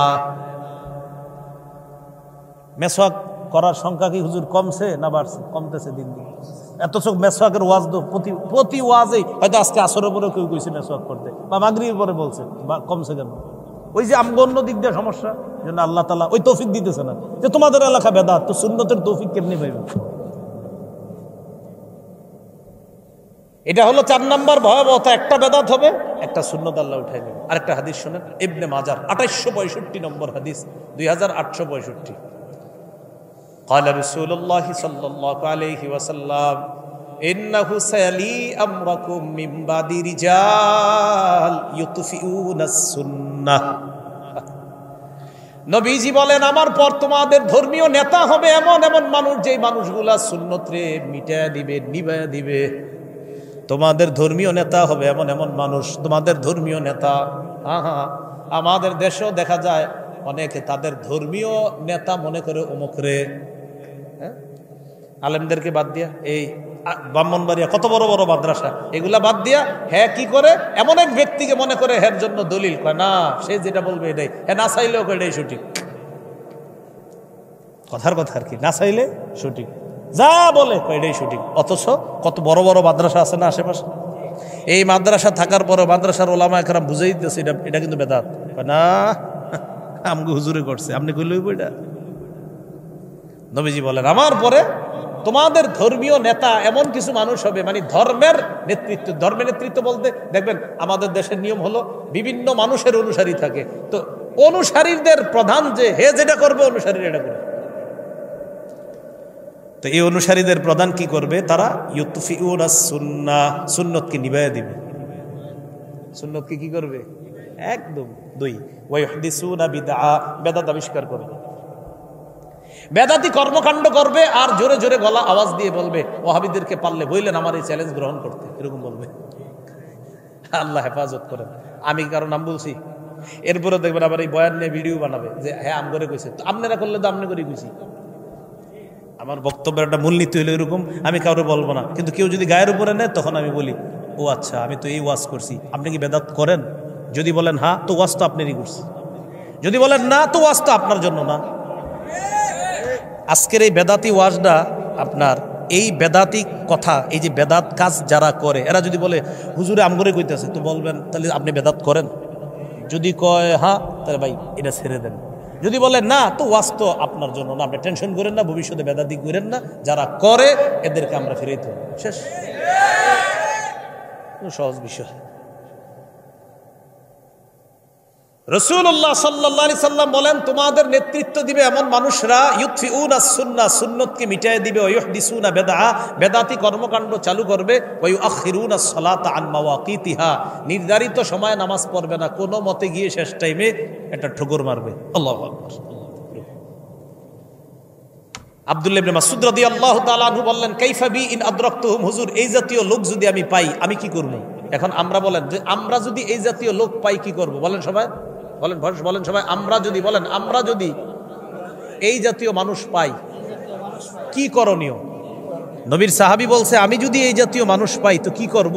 এখন আমাদের কথা হলো আমরা যদি এই জাতীয় কোনো মানুষ পাই যে সুন্নত মিটায়া দেয় আর বেদাত আবিষ্কার করে, আমাদের কি করণীয়? বলেন আমার সাথে সবাই, যে ওই ব্যক্তির কথা কোনো অবস্থাতেই অনুসরণ করা যাবে না যে আল্লাহর নাফরমানি করে। নবীজি বলে দিলেন লাইসা তাআতুল লিমান আসাল্লাহ, বেদাতি কর্মকাণ্ড করা মানে আল্লাহর নাফরমানি করা, আর যে আল্লাহর নাফরমানি করে তার কথা কোনোভাবেই মানা যাবে না। তাহলে এবার আপনাদেরকে আমি প্রশ্ন করি, আপনারা জবাব দিবেন। কোন বেদাতি, যেই ব্যক্তি সুন্নতকে মিটায়, বেদাত আবিষ্কার করে, নির্দিষ্ট সময়ে নামাজ পড়ে না, কোনো মতে শেষ টাইমে গিয়া পড়ে, এর মধ্যে প্রথম দুইটা গুরুত্বপূর্ণ, বেদাতি কাজ চালু করে আর হলো সুন্নত মিটায় দেয়, এই ব্যক্তি যদি কখনো পেয়ে যান আপনারা কি করবেন? মাশাআল্লাহ, কি করবেন? অনুসরণ। কারণ বেদাতি যে করবে লাইসা তাআতুল লিমান আসাল্লাহ, সে আল্লাহর নাফরমান, আল্লাহর নাফরমানের অনুসরণ করা যাবে না। আল্লাহ কথাগুলা বুঝার তৌফিক দান করুন। এখন আমার এই কথা যদি আপনাদের এই মসজিদের ইমাম সাহেব বয়ানে বুঝাইয়া দেয় তাহলে কি মানবেন না ইনশাআল্লাহ? হ্যাঁ, এই কথাটা গুরুত্বপূর্ণ। আমি তো বছরে একদিন আসছি, উনি প্রতি জুমায় বলবে, তো উনি যখন এই কথাগুলা বুঝাবে তখন এই মানসিকতা রাখবেন, হুজুর আপনি বেদাত আমগরে বুঝাইয়া দেন, আমরা বেদাতি কর্মকাণ্ড ছেড়ে দিব ইনশাআল্লাহ। বেদাতের 5 নাম্বার ভয়াবহতা, বেদাতির ঠিকানা জাহান্নাম। বেদাতির ঠিকানা কি? জাহান্নাম। আবু দাউদের বর্ণনা 4607 নম্বর হাদিসে আসছে, রাসূল সাল্লাল্লাহু আলাইহি সাল্লাম বলেন মান ইয়াইশ বাদি মিনকুম ফাসায়ারা ইখতিলাফান কাসীরা, আমার পরে যারা দুনিয়ার মধ্যে থাকবা তোমরা প্রচুর মতভেদ দেখবা, ইখতিলাফ দেখবা। বলেন তো ইখতিলাফ দেখবো না দেখতেছি? তখন তোমরা কি করবা? ফাআলাইকুম বিসুন্নতি ওয়া সুন্নাতিল খুলাফাইর রাশিদিন আল মাহদিয়িন, তখন তোমরা আমার সুন্নত আঁকড়ে ধরবা আর আমার হেদায়েত প্রাপ্ত খোলাফায়ে রাশেদার সুন্নত আঁকড়ে ধরবা। বলেন তো আবু বকর, ওমর, উসমান, আলী তারা খোলাফায়ে রাশেদা কিনা? হ্যাঁ, কজনের নাম বললাম? আবু বকর, ওমর, উসমান, আলী তারা খোলাফায়ে রাশেদা কিনা? একটু বুঝে শুনে জি বললেন। তাহলে নবীর সুন্নত মানতে হবে, খোলাফায়ে রাশেদার সুন্নত। বলেন কার সুন্নত? নবীর সুন্নত। এবার প্রশ্ন আসে, কয়দিন পর পর ঝগড়ার সৃষ্টি কয় আমরা করব না। কি সৃষ্টি হয়? জুমার আজান একটা না দুইটা? জুমার আজান একটা না দুইটা? তাহলে আমরা তো মূলনীতি পাইছি কি? নবী বলছে আমার পরে যারা দুনিয়াতে থাকবা প্রচুর মতভেদ দেখবা। এখন আমগো মতভেদ হয়ে গেছে কি? জুমার আজান একটা না দুইটা? মতভেদ হইল কিনা? এবার নবী বলছে মতভেদের সলিউশন কি? তখন তোমরা আমার সুন্নত আঁকড়ে ধরবা আর আমার খোলাফায়ে রাশেদার সুন্নত আঁকড়ে ধরবা। মনে করেন আমরা বিপদে পড়ে গেছি, আমগো মধ্যে একটা মতভেদ শুরু হয়েছে কি? জুমার আজান একটা না দুইটা? তাহলে পাইলাম মতভেদ। এবার নবীজি সমাধান দিছি কি? তখন আমার সুন্নত ধরবা। এবার নবীর সুন্নতে খুঁজা জুমার আজান পাইছি একটা। বলেন কয়টা? তাহলে একটা পাইয়া গেছি, আরেকটু অংশ বাকি আছে খোলাফায়ে রাশেদার সুন্নত। খোলাফায়ে রাশেদার 4 জনের একজন হযরত ওসমান গনির সুন্নত হলো জুমার দ্বিতীয় আজান। তাহলে জুমার দ্বিতীয় আজান মানা মানিও নবীর কথা মানা, কারণ নবী বলছে আমার সুন্নত মানো, খোলাফায়ে রাশেদার সুন্নত মানো। নবীর সুন্নত মাইনা 1 আজান, ওসমানের সুন্নত মাইনা 2 আজান। নবীর সুন্নত মানা মানিও নবীর কথা মানা, ওসমানের সুন্নত মানা মানিও নবীর কথা মানা। বুঝা ঠিক না না বুঝা? নবী বলছে আমার পরে যারা থাকবা মতভেদ দেখবা। মতভেদ হইল আজান একটা না দুইটা? এবার মতভেদের সমাধান নবী বলছে আমার সুন্নত আঁকড়ে ধরো। নবীর সুন্নতে তালাশ করলাম, পাইলাম জুমার আজান একটা। কয়টা? এবার রসুলের কথা আরেকটু বাকি আছে যে আমার খোলাফায়ে রাশেদার সুন্নত আঁকড়ে ধরবা। হযরত ওসমান খোলাফায়ে রাশেদার একজন সাহাবী কিনা? হযরত ওসমান জুমার দ্বিতীয় আজান চালু করেছেন, অতএব ওসমানের সুন্নত মানা মানিও নবীর কথা মানা। তাই জুমার আজান দুইটা। আল্লাহ কথাগুলা বুঝার তৌফিক দান করে। যারা দুনিয়াতে থাকবে তারা প্রচুর কি দেখবে? মতভেদ। আমরা দেখলাম যে জুমার আজান একটা না দুইটা, এই জাতীয় একটা মতভেদ দেখলাম। এবার সমাধান খুঁজি। প্রথমে কার সুন্নত? নবীর সুন্নতে জুমার আজান পাইলাম কয়টা? এবার রয়ে গেছে আরো কাদের সুন্নত? খোলাফায়ে রাশেদার একজন সাহাবীর নাম কি? জুমার দ্বিতীয় আজান কার সুন্নত? নবীর সুন্নত মানা, এটা কার কথা? বলেন নবীর কথা। নবীর সুন্নত মানা, এটা কার কথা? খোলাফায়ে রাশেদার সুন্নত মানতে হবে, এটাও কার কথা? তাহলে 2 আজান দেওয়া, এটাও নবীর সুন্নত মানা, নবীর কথা মানা। আল্লাহ কথাগুলো বুঝার তৌফিক দান করবে। এবার আসেন গুরুত্বপূর্ণ একটা অংশ, এইগুলো বেদাতের ভয়াবহতা। আমাদের সমাজে কবর কেন্দ্রিক কিছু বেদাত হয়। কি কেন্দ্রিক? কবর কেন্দ্রিক কিছু বেদাত হয়। এই ব্যাপারে কিছু আলোচনা শুনেন। সহিহ বুখারীর 427 নম্বর হাদিস। ওইদিকে কি হয়েছে? আচ্ছা, যেন সমস্যা করুক আমরা বসে এদিকে যদি বারবার তাকায় ওনাদেরকে বলেন যাওয়ার হয়েছে, মাইকের আওয়াজ হইলে হয়, মানুষগুলো বয়ানগুলো বুঝলে হবে না। ওইদিকে তাকাইতেছে মানুষ। ভাই হয়েছে, এদিকে আসেন সবাই, হুজুর একটু বলেন, আইসা পড়তে বলেন। সবাই এদিকে তাকাইতেছে, বাস কথা বলতে নিষেধ। হুজুর আপনি বলেন যে কথা না বলতে, একটু বলে দেন না। এই কথাগুলো বুঝতে হবে, কারণ আপনারা যদি একটু অন্য মনস্ক হয়ে যান এই কথাগুলো বুঝবেন না। এবার আসেন কবর কেন্দ্রিক কিছু বাড়াবাড়ি আমাদের সমাজে বা আমাদের দেশে। কবর কেন্দ্রিক বাড়াবাড়ির কথা আপনারা না জানলেও বাংলাদেশের অনেক মানুষ জানে। আপনারা জানেন না? আচ্ছা, সহিহ বুখারীর 427 নম্বর হাদিস। নবীর 3 বিবির কথা আছে এই হাদিসে। সুবহানাল্লাহ। আয়েশা সিদ্দিকা রাদিয়াল্লাহু তাআলা আনহা, উম্মে হাবিবা, উম্মে সালমা। হাদিসের বর্ণনাকারী আম্মাজান আয়েশা সিদ্দিকা। যাদের ব্যাপারে বর্ণনা করবে তারা নবীর আরেক 2 বিবি হলো উম্মে হাবিবা আর উম্মে সালমা। এই 2 জন হাবশায় একটা গির্জা দেখছে। নবীর বিবি উম্মে হাবিবা আর উম্মে সালামা, তারা হাবশায় একটা গির্জা দেখছে। গির্জা ফিহা তাসাবির, গির্জার মধ্যে কিছু ছবি দেখছে, কিছু মূর্তি দেখছে। মূর্তি ফাযাকারাতা লিন-নবী সাল্লাল্লাহু আলাইহি ওয়াসাল্লাম, মূর্তির কথা আল্লাহ রসুলকে জানাইলেন নবীর 2 বিবি। ইয়া রাসূলুল্লাহ, হাবশায় একটা গির্জা দেখলাম, গির্জার মধ্যে কিছু মূর্তি দেখলাম, হুজুর এই বিষয়গুলো আপনার কাছে জানতে চাই। ফাকাল রাসূলুল্লাহ সাল্লাল্লাহু আলাইহি ওয়াসাল্লাম, ইন্না উলাইকা ইযা কানা ফীহিমুর রাজুলুস সালিহ ফামাতা বানাউ আলা কবরিহি মাসজিদা। নবী বললেন এরা হলো ওই সমস্ত মানুষ, তাদের মাঝে কোনো ভালো মানুষ মারা যাওয়ার পর ওই মানুষটাকে তারা যেখানে দাফন করত, দাফন করার পর তার সমাধি স্থলের উপরে তারা একটা মসজিদ বানাইতো। ওই মসজিদের ভিতরে সব্বরু ফীহি তিলকা সুওর, যেই ব্যক্তিকে নিচে দাফন করা হয়েছে তার একটা মূর্তি মসজিদের ভিতরে বানাইতো। এ দেখেন, এটা হলো কবর, এটা হলো কবর। উপরে মসজিদ, এ দেখেন, এই হলো কবর, কবরের উপরে মসজিদ, ওই মসজিদের ভিতরে মূর্তি, মানে সেজদার স্থান বানাইতো। এই হলো হজরতের কবর, ভালো মানুষের কবর। এই কবরের উপরে মসজিদ, ওই মসজিদের ভিতরে ওই ভালো মানুষের একটা মূর্তি স্থাপন করত। এই কথা আল্লাহ রাসূল সাল্লাল্লাহু আলাইহি সাল্লাম বললেন, উলাইকা শিরারুল খালকি ইনদাল্লাহি ইয়াউমাল কিয়ামা, এরা কিয়ামতের ময়দানে সবচেয়ে নিকৃষ্ট জীব হবে। নাউজুবিল্লাহ। আচ্ছা শুনেন, তাহলে কি জানলাম আমরা?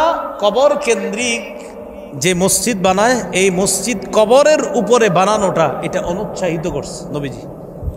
মুসনাদে আহমদের একটা হাদিস শোনেন, এই হাদিসের বর্ণনাকারী আব্দুল্লাহ ইবনে মাসউদ রাদিয়াল্লাহু তাআলা عن عبد الله بن مسعود رضي الله تعالى عنه قال سمعت رسول الله صلى الله عليه وسلم يقول إن من شرار الناس من تدركهم الساعة وهم أحياء। রাসূলুল্লাহ সাল্লাল্লাহু আলাইহি সাল্লাম বলেন, পৃথিবীর সবচেয়ে নিকৃষ্ট মানুষ হলো তারা যারা দুনিয়াতে বেঁচে থাকা অবস্থায় কিয়ামত হবে। পৃথিবীর সবচেয়ে নিকৃষ্ট মানুষ তারা যারা দুনিয়াতে বেঁচে থাকবে, ওই অবস্থায় কিয়ামত আসবে, এই মানুষগুলা সবচেয়ে নিকৃষ্ট। আর কারা? ওয়াল্লাযীনা ইয়াত্তাখিযুনাল কুবুরা মাসাজিদা, আর যারা কবরকে সিজদার স্থান বানায় তারা পৃথিবীর সবচেয়ে নিকৃষ্ট জাতি। বলেন আমার সাথে সবাই, বলেন যারা, বলেন যারা, সবাই যারা, আবার যারা কবরকে সিজদার স্থান বানায় তারা সবচেয়ে নিকৃষ্ট। কবরকে সেজদার স্থান বানায় তারা সবচেয়ে নিকৃষ্ট। তাহলে প্রেমের দলিল লাগেনি? আরে সেজদার দলিল লাগেনি? সেজদারও দলিল লাগবে, ইবাদতেরও দলিল লাগবে। যেখানে সেখানে সেজদা দিলে হবে না, এটারও একটা দলিল লাগবে। আরেকটা হাদিস শোনেন, সহিহ বুখারীর 535 নম্বর হাদিস। নবী এই যে দুনিয়া থেকে বিদায় নিবে, ওই মুহূর্তের হাদিস। তো ওই মুহূর্তের কথাটার দাম কেমন? মানে নবী দুনিয়া থেকে বিদায় নিবে এই মুহূর্তে বলছে কথাটা। আপনাদেরকে হাদিসটা না বললে বুঝবেন না। কারো কাছে রুমাল থাকলে সুন্দরভাবে দেখানো যেত না, রুমাল লাগবে না, আমার দিকে তাকান, এটাই রুমাল মনে করেন। লাম্মা নুজিলা বি রাসূলিল্লাহি সাল্লাল্লাহু আলাইহি সাল্লাম, দেখেন এটাই মনে করেন রুমাল। নবীজির যখন মৃত্যু আসলো, মৃত্যু হবে অবস্থা, ওই মুহূর্তে কানা ইয়াতরাহু খামিসাতান আলা ওয়াজহিহি, নবী তার চেহারার উপর একটা কাপড় ফলাইছে। নবী ইন্তেকাল করবে অবস্থা, ওই মুহূর্তে নিজের চেহারার উপর একটা কাপড় রাখছে। এইভাবে কাপড় রাখার পর ফাইদা তাম্মা, যখন রাসূলের প্রাণটা বের হবে, নবীজি মুমূর্ষ অবস্থায় চেহারায় কাপড় রাখছে। এবার যখন প্রাণ বের হবে কাশাফাহা আন ওয়াজহিহি, কাপড়টা চেহারা থেকে সরাইছে। আপনার মুমূর্ষ অবস্থা, কাপড়টা চেহারার উপরে দিছে। এবার হলো আপনার প্রাণটা যাবে, ওই মুহূর্তে চেহারা থেকে কাপড় সরাইছে। সরানোর পর নবীজি বলতেছে, লানাতুল্লাহি আলাল ইয়াহুদি ওয়ান নাসারা, কাপড় সরায়, বা ইহুদিদের উপর আল্লাহর লানত, খ্রিস্টানদের উপর আল্লাহর লানত। আরে নবী এই কথা কেন বলতেছে হঠাৎ? ইত্তাখাযু কুবুর আমবিয়াইহিম মাসাজিদা, এরা তাদের নবীদের কবরকে মসজিদ বানাইছে, তাই তাদের উপর আল্লাহর অভিশাপ। এটা বলছে এই যে মুমূর্ষ, মানে নবী প্রাণ যাবে ওই মুহূর্তে এই কথা বলছে। নবী কি বুঝাইছে? শোনো উম্মত, এরা তাদের নবীদের কবর বানায়, কবর রেখে মসজিদ বানাইছে, তোমরা কিন্তু আমার কবরকে কেন্দ্র করে এগুলা বানাবা না। তাহলে কি শিখলাম ভাই? প্রাণ যাবে ফাইদা তাম্মা কাশাফাহা আন ওয়াজহিহি, প্রাণ বের হবে ওই মুহূর্তে চেহারা থেকে কাপড়টা সরায় কয়, লানাতুল্লাহি আলাল ইয়াহুদ ওয়ান নাসারা ইত্তাখাযু কুবুর আমবিয়াইহিম মাসাজিদা, ইহুদিদের উপর আল্লাহ লানত, খ্রিস্টানদের উপর আল্লাহ লানত, তারা তাদের নবীদের কবরগুলাকে মসজিদ বানাইছে, সেজদার স্থান বানাইছে। ইউহাজ্জিরু মা সানাউ, মুমূর্ষ অবস্থায় প্রাণ যাবে মুহূর্তে নবী উম্মতকে সতর্ক করে গেলেন, ও উম্মত, তোমরা কিন্তু এরকম ভালো মানুষের কবরকে মসজিদ বানাও না, সেজদার স্থান বানাও। এবার আরেকটা হাদিস শুনেন, সহিহ মুসলিমের 1075 নম্বর হাদিস। এটা হলো মোবাইল অনুযায়ী, আর কিতাব অনুযায়ী হলো 532 নম্বর হাদিস। মোবাইল মানে অনেকে আবার মোবাইলে হাদিসের অ্যাপস রাখে, এটা আবার দেহে মিলছে না, ওই অনুযায়ী 1075 নম্বর হাদিস। এটা না মিললেও কিছু হইতো না, আমার এমনি আপনি করে ফাও বললাম, তারপরে মিলাই নিয়েন, মিলে আবার যে মিলে কিনা। এটা কিন্তু ইন্টারন্যাশনাল ভাবে ফলো করা হয় না। আপনারা মুসলিমের যে নাম্বারটা দেখেন, এটা কিন্তু আন্তর্জাতিক নাম্বার না। আন্তর্জাতিক এই যেটা 532, এটা আন্তর্জাতিক। এরপরে বলে দিলাম 1075, এটা হলো পকেটের ওস্তাদ অনুযায়ী। এই হাদিসের মধ্যে আছে রাসূল সাল্লাল্লাহু আলাইহি সাল্লাম ইন্তেকালের 5 দিন আগে, কয়দিন আগে? 5 দিন আগে নবীজি বলছেন, ইন্নী আবরাউ ইলাল্লাহ আইয়াকুনা লি মিনকুম খলিলুন, আমি আল্লাহর কাছে মুক্ত, তোমাদের মধ্যে আমার কোনো অন্তরঙ্গ বন্ধু হওয়া থেকে আমি আল্লাহর কাছে মুক্ত। তোমরা মানুষ যারা, মানুষের মধ্যে আমার কোনো অন্তরঙ্গ বন্ধু নাই, আমার কোনো খলিল নাই। কোন নবীরে খলিল বলে? ইব্রাহিম নবী। কোন নবীকে খলিল বলে? আমাদের নবী ইন্তেকালের 5 দিন আগে বলে আমার কোনো খলিল নাই। কেন নাই? ফাইন্নাল্লাহ তাআলা ক্বাদ ইত্তাখাযানি খলিলা কামা ইত্তাখাযা ইব্রাহিমা খলিলা। আল্লাহ তাআলা ইব্রাহিম নবীকে যেমন খলিল তথা অন্তরঙ্গ বন্ধু হিসাবে গ্রহণ করেছেন, আমি নবী মুহাম্মদকেও আল্লাহ তার খলিল হিসাবে গ্রহণ করেছেন। তাহলে আজকে থেকে জানলাম খলিল 2 নবী, ইব্রাহিম নবীও খলিলুল্লাহ, আমাদের নবীও খলিলুল্লাহ, বাকি আমাদের নবী হাবিবুল্লাহ। তাহলে আমাদের নবী খলিলুল্লাহ, হাবিবুল্লাহ, রসুল্লাহ। সুবহানাল্লাহ। রসুল ইন্তেকালের 5 দিন আগে বলে ইব্রাহিম নবী যেমন আল্লাহর খলিল, আমিও আল্লাহর খলিল। ইব্রাহিম নবী যেমন আল্লাহর অন্তরঙ্গ বন্ধু, আমিও আল্লাহর অন্তরঙ্গ বন্ধু। তাই তোমরা মানুষ যারা, তোমাদের মধ্যে আমার কোনো খলিল নাই, অন্তরঙ্গ বন্ধু নাই। লাউ কুনতু মুত্তাখিজান মিন উম্মতি খলিলা লাত্তাখাযতু আবা বকরিন খলিলা। আমি যদি আমার উম্মতের কাউকে অন্তরঙ্গ বন্ধু বানাইতাম, তাহলে আবু বকরকে আমার খলিল বানাইতাম, অন্তরঙ্গ বন্ধু বানাইতাম। কিন্তু আমার কোনো খলিল নাই। এবার নবীজি যেই কথাটা বললেন, আলা শোনো, ওয়া ইন্না মান কানা ক্বাবলাকুম, তোমাদের পূর্ববর্তী জাতি যারা, ইত্তাখাযু কুবুর আমবিয়াইহিম ওয়া সালিহিহিম মাসাজিদা, তারা তাদের পূর্ববর্তী নবী এবং নেক মানুষ যারা, এদের মূর্তি বানাইতো, এদের কবরের উপর মসজিদ বানাইতো, এদের কবরগুলোকে তারা সেজদার স্থান বানাইতো। এখানে সালিহিহিম বলছে, ইত্তাখাযু কুবুর আমবিয়াইহিম ওয়া সালিহিহিম মাসাজিদা। তোমাদের পূর্ববর্তী জাতি তাদের নবীদের কবর এবং নেককার মানুষদের কবরগুলোকে সেজদার স্থান হিসাবে গ্রহণ করেছে। নাউজুবিল্লাহ পড়ে। আল্লাহ। এবার নবী বলেন, শোনো তোমরা, লা তাত্তাখিজুল কুবুর মাসাজিদা, তোমরা কবরকে সেজদার স্থান বানাও না, মসজিদ বানাও না। ইন্নী আনহাকুম আন যালিকা, আমি তোমাদেরকে নিষেধ করে যাচ্ছি। ইন্তেকালের কয়দিন আগে বলছে এটা? আর চেহারা থেকে কাপড় সরায়া কথাটা বলছে ইন্তেকালের 5 দিন আগে না, ইন্তেকালের ঠিক মুহূর্তে। এই জন্য প্রিয় ভাইয়ারা, কবর আল্লাহ, অনেকে আবার আমাদেরকে বলে, যে যেমন আমরা কমি ওলামাদেরকে অনেকে বলে হেরা আল্লাহর ওলিদের বিরোধী। নাউজুবিল্লাহ। কোনো আল্লাহর ওলির বিরোধী আমরা না, কোনো আল্লাহর ওলির কবরের বিরোধী আমরা না, কোনো আল্লাহর ওলির মাজারের বিরোধী আমরা না। কোনো আল্লাহর ওলির মাজার গিয়ে আপনি জিয়ারত করেন সুন্নাহ মোতাবেক, কোনো আলেম আপনারে নিষেধ করবে না। কোনো আল্লাহর ওলির কবর গিয়ে আপনি জিয়ারত করেন সুন্নাহ মোতাবেক, কোনো আলেম আপনাকে কিছু বলবে না। কিন্তু কোনো আল্লাহর ওলির কবরকে কেন্দ্র করে যদি বেদাতি কর্মকাণ্ড করেন, ওলামায়ে কেরাম ছাড় দিবেন। তাহলে আমরা কি ওলিদের বিরোধী না বেদাতের বিরোধী? এই জায়গাটা গোলায় ফেলে আমাদেরকে ওলিদের দুশমন বানায়। আল্লাহ আমাদেরকে হেফাজত করে। এবার আরেকটা হাদিস শুনেন। যেমনি ভাবে কবরকে সেজদার স্থান বানানো যাবে না, ঠিক তেমনি ভাবে কবরকে কেন্দ্র করে কোনো উৎসব করা যাবে না। বলেন, কবরকে কেন্দ্র করে কি করা যাবে না? আপনাদের জানা আছে কিনা জানি না, আমার জানা আছে। আমাদের এই দেশে 1 মাস ব্যাপী কবরকে কেন্দ্র করে উৎসব হয়। 1 মাস। এটা 10-12 বছর আগের কথা, এখন কি হালাত জানি না। 1 মাস কবরকে কেন্দ্র করে উৎসব, লাখ লাখ মানুষ উপস্থিত। যেটাই হোক, আবু দাউদের বর্ণনা 2042 নম্বর হাদিস। এই হাদিসের মধ্যে আসছে, রাসূল সাল্লাল্লাহু আলাইহি সাল্লাম বলেন, লা তাত্তাখিযু বুয়ুতাকুম কুবুরা, তোমরা তোমাদের ঘরগুলারে কবর বানাও না, তোমাদের ঘরগুলা কবর বানাও না। ঘর কবর হয় কেমনে? নফল নামাজ না পড়লে, জিকির না করলে, তাসবিহ না পড়লে, কোরআন তেলাওয়াত না করলে ওই ঘর কবর হয়ে যায়। এই জন্য ঘরকে কবর বানায় না, নবী নিষেধ করলেন। এটা সাথে সাথে বললেন, ওয়ালা তাত্তাখিযু কবরি ঈদা, আমার কবরকে উৎসবের স্থান বানায় না, আমার কবরকে কেন্দ্র করে উৎসবের স্থান করবা না, মেলা বসাবা না। বাস সোজা। ওলামা মুহাদ্দিসিনে কেরাম লেখছে, আধুনিক যে মেলা, এই মেলা এটা দ্বারা উদ্দেশ্য, তারা মেলা বসায় কবরকে কেন্দ্র করে, এটা করবা না। এরপর নবী বলেন, ওয়াসাল্লু আলাইয়া, আমার উপর বেশি বেশি দুরূদ পড়বা। ফাইন্না সালাতাকুম তাবলুগুনি হাইসু কুনতুম, তোমরা যেখান থেকে দুরূদ পড়ো সেখান থেকে দুরূদ আমার কাছে পৌঁছে যায়। এই জানলাম কবরকে কেন্দ্র করে উৎসব করা যাবে না, মেলা বসানো যাবে না। এবার আসেন, বলেন কবরের উপর বসা যাবে না। বলেন সবাই, কবর সামনে রেখে নামাজ পড়া যাবে না। অনেক মসজিদের মাঝখানে কবর, হ্যাঁ, মাঝখানে রাইখা চারোদিকে মুসল্লিরা দাঁড়ায়। যদিও মুসল্লিরা কেউ কবরের কেন্দ্র করে সেজদা দেয় না, এটা ঠিক না। নবীজি কি বলে দেখেন, আবু দাউদের 3229 নম্বর হাদিস। আর আপনারা এলাকাবাসী এমন মসজিদ কেন করবেন যে কবরটা মাঝখানে রাখতে হবে? কেন এটার এক সাইডে রাখা গেল না? না আবেগ, আবেগ। কবরটা এক সাইডে রেখে তো মসজিদটা বানান না, আবেগ। এটা এনেই রাখতে হবে মাঝখানে, চারপাশে নামাজ পড়ে মাঝখানে এটা রাখতে। এলাকাবাসী যখন একটা মসজিদ বানায় আলেমদের সাথে পরামর্শ করলেই তো হয়, কবরটা এক সাইডে দিয়ে দিলেই তো হয় না, এটা মাঝখানে রাখতে হবে, এটার সাথে আবেগ জড়িয়ে আছে। বললাম না, আবেগে মানুষ বেদাত শুরু করে, বেদাত মানুষ শিরিক পর্যন্ত পৌঁছে।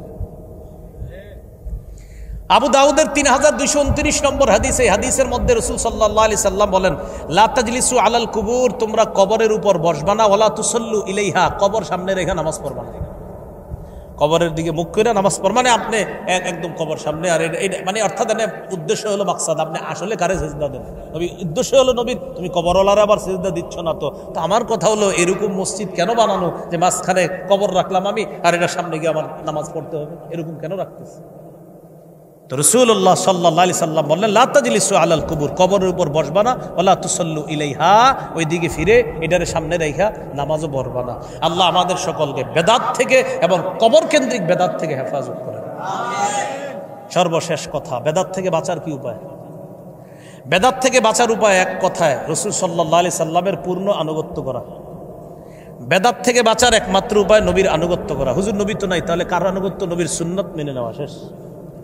বেদাত থেকে বাঁচার শ্রেষ্ঠ উপায় নবীর সুন্নতের আনুগত্য করা, নবীজির আনুগত্য। তো নবীজির আনুগত্য মানে সুন্নাহের আনুগত্য করা, সুন্নাহের অনুসরণ করা। সহিহ বুখারী 7280 নম্বর হাদিস। রাসূল সাল্লাল্লাহু আলাইহি সাল্লাম বলেন, কুল্লু উম্মতি ইয়াদখুলুনাল জান্নাহ ইল্লা মান আবা, আমার উম্মতের সবাই জান্নাতে যাবে, তবে সে ছাড়া যে অস্বীকার করে। সাহাবীরা বললেন, হুজুর অস্বীকার কে করে? নবী বললেন, মান আতাআনি দাখালাল জান্নাহ, যে আমার অনুসরণ করে সে জান্নাতে যাবে। ওমান আসানি ফাকাদ আবা, আর যে আমার নাফরমানি করে, আমার অবাধ্য হয়, সে অস্বীকার করে। আর এই অস্বীকার করে যে ব্যক্তি, সে জাহান্নামে যাবে, সে বেদাতি, তার ঠিকানা হবে জাহান্নাম। বলি নাউযুবিল্লাহ। তো রাসূলুল্লাহ সাল্লাল্লাহু আলাইহি সাল্লাম এটার মাধ্যমে বুঝলাম নবীর অনুসরণ করা। তিরমিজির একটা বর্ণনা আছে, 2677 নম্বর হাদিস, 2677। এই হাদিসে আছে, আমার সাথে একটু বলেন, বলেন সুন্নত, বলেন জিন্দা করা, বেদাত মিটিয়ে দেওয়া। আগে জানছি আমরা বেদাত করলে সুন্নত আল্লাহ উঠায়া দেয়। তো এখান একটা কথা হলো, বেদাত থেকে বাঁচার উপায় হলো সুন্নত বেশি বেশি প্রতিষ্ঠিত করা। তাহলে বেদাতটা মুছা, এটা হয়তো আশা করা যায় যে বেদাতটা আমরা মুছবো কি দিয়ে? সুন্নত দিয়ে। রাসূলুল্লাহ সাল্লাল্লাহু আলাইহি সাল্লাম বলেছেন, মান আহইয়া সুন্নাতাম মিন সুন্নতি, আমার একটা সুন্নত যদি কেউ জিন্দা করে, ফালাহু আজরু মান আমিলাহা, ওই সুন্নতের অনুসরণ যতজন করবে ততজনের সওয়াব ওই সুন্নত জিন্দাকারীও পাবে।